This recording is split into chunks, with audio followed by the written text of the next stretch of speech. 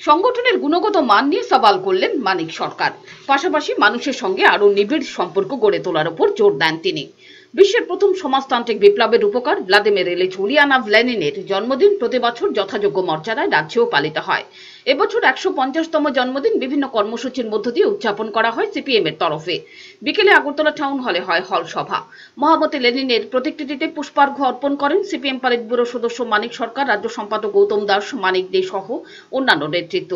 আলোচনা করতে গিয়ে মানিক সরকার লেনিনের জীবনের বিভিন্ন দিক তুলে ধরেন। মজবুত পার্টি গড়ে তোলার উপর জোর দেন। গণসংগঠনের শক্তি বাড়ানোর পক্ষে সওয়াল করে বলেন, একজনকে দুটি তিনটি সংগঠনের সদস্য পদ করার কোনো মানে নেই। নেতা কর্মীদের উদ্দেশ্যে এও বলেন, বেশি করে সামাজিক কাজে নিজেদের নিয়োজিত করার।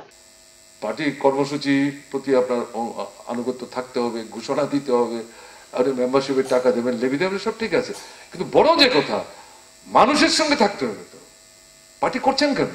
কাজে একটা না একটা গণসংগঠনে কাজ করতে, এটা শুধু পয়সা দিয়ে মেম্বার কেটে রাখা না। তাতে গণসংগঠনের মেম্বারশিপ 14 মাস আগে 15 মাস যা ছিল তার থেকে যদি 1/3 কমে যায়, ডাজ নট ম্যাটার।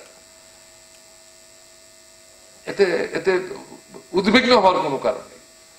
তাতে যদি কমে, এর মধ্যে তো ডাবল মেম্বারশিপ, ট্রিপল মেম্বারশিপ আছেই। মহিলা, তিনি মহিলা শ্রমজীবী, শ্রমজীবী মহিলার মেম্বার মানে সিআইটির মেম্বার। তিনি মহিলা, তিনি তফসিলি। তফসিলি সমন্বয় এসে বলছে আমাদের মেম্বারও তিনি না করতে পারছেন না। তিনি মহিলা, তার কাছে নারী সমিতি যাচ্ছে, আরে আপনি তো মহিলা, আমাদের মেম্বার হন। একজন 3 জনের মেম্বার হচ্ছে, এই 3 জায়গায় একজন, এটা কুমিরের বাচ্চার মতো হয়ে যাচ্ছে। তো কি দাঁড়ালো? এই যে 26 লক্ষ 27 লক্ষ বললাম, তাতে যদি 25-30% বাদ দেন, আসলে কিন্তু 26-27 লক্ষ না। কি দরকার আছে এগুলি করার? ডাবল মেম্বারশিপ কি দরকার? ট্রিপল মেম্বারশিপ কি দরকার? জিজ্ঞেস করুন না, আপনি কোনটা পছন্দ করুন, যেটা পছন্দ সেটাই হন। আপনি যদি অমুক সংগঠনের মেম্বারশিপ নিয়ে থাকেন, অল রাইট, আমরা আপনাকে আর চাপ দেবো না। তিনি যদি খুশি হয়ে বলেন আমি মেম্বার হচ্ছি না, আপনাদের 500 টাকা দিয়ে দিলাম, ইউ টেক ইট। কি লাভ আছে সংখ্যাটা বাড়িয়ে? এটা তো অ্যাকচুয়ালি ফিকটিশিয়াস একটা সংখ্যা হয়ে যাচ্ছে না? আমাদের যেটা হচ্ছে সলিড বেস তৈরি করো, বিপ্লবী পার্টি তৈরি করো, যে কলটা এসছে আমাদের সেটাকে মাথায় রেখে সেইভাবে আমাদের করতে হবে। গণসংগঠন সেভাবে মজবুত করতে হবে। কেন গণসংগঠন করছি? এই সংগঠনের উদ্দেশ্য লক্ষ্য কি? এর কর্মসূচিতে কেন অংশগ্রহণ করতে হবে?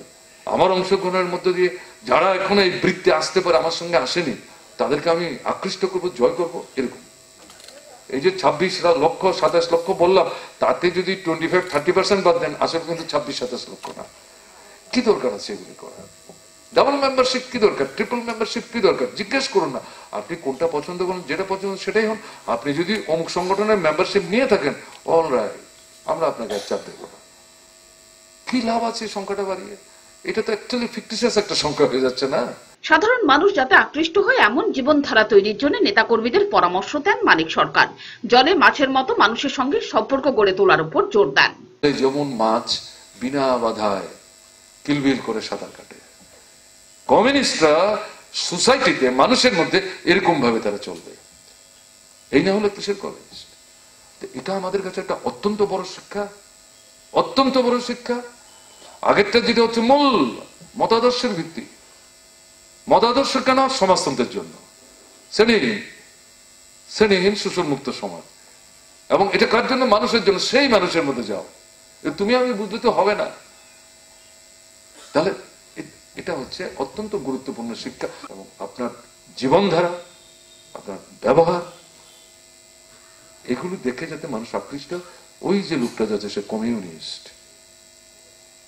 ঘৃণা না,